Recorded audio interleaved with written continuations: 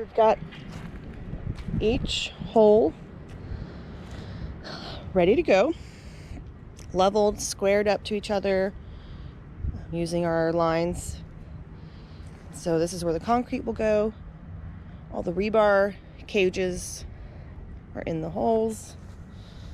And these are the hurricane ties or purlin anchors.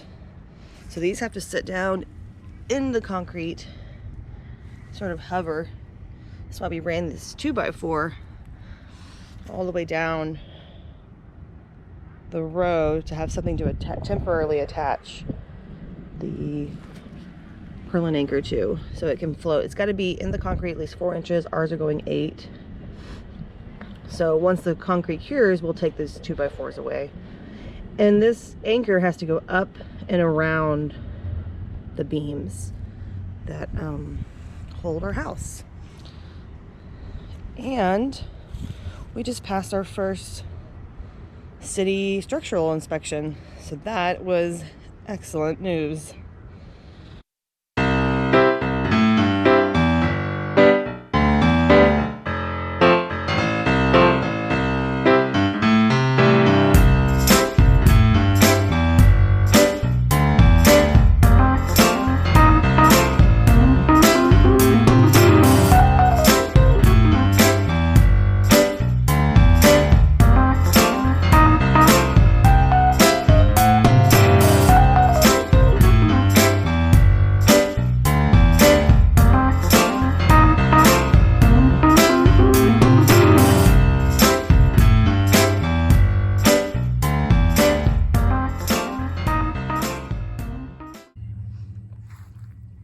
Just like that, we're done pouring concrete.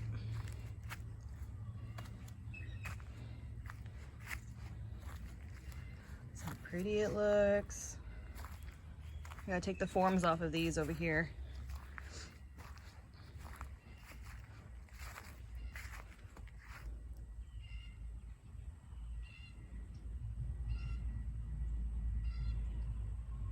All right.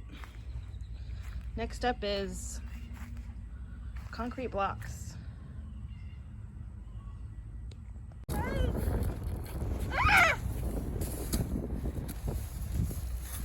right, do it again. Get your bum all the way back. Oh, there you go.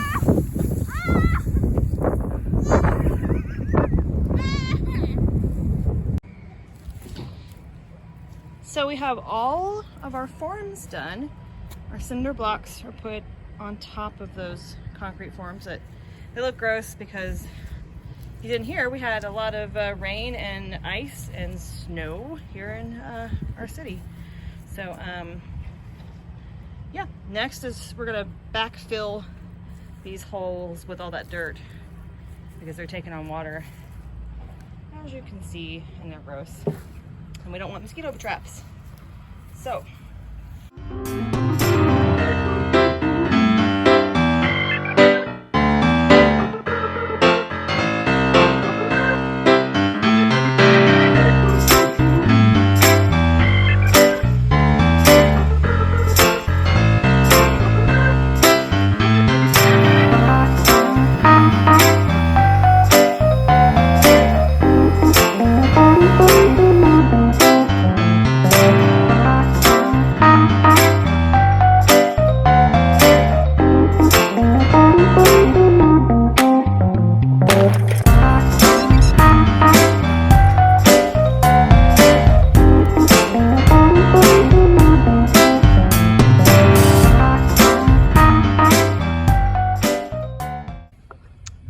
what you doing? So believe it or not, these are called termite barriers. So luckily termites are not smart enough to crawl around us. So if you stick it over this, which is called a hurricane tie, it sits there like that, and termites can't climb up into the house. Hooray! Evidently.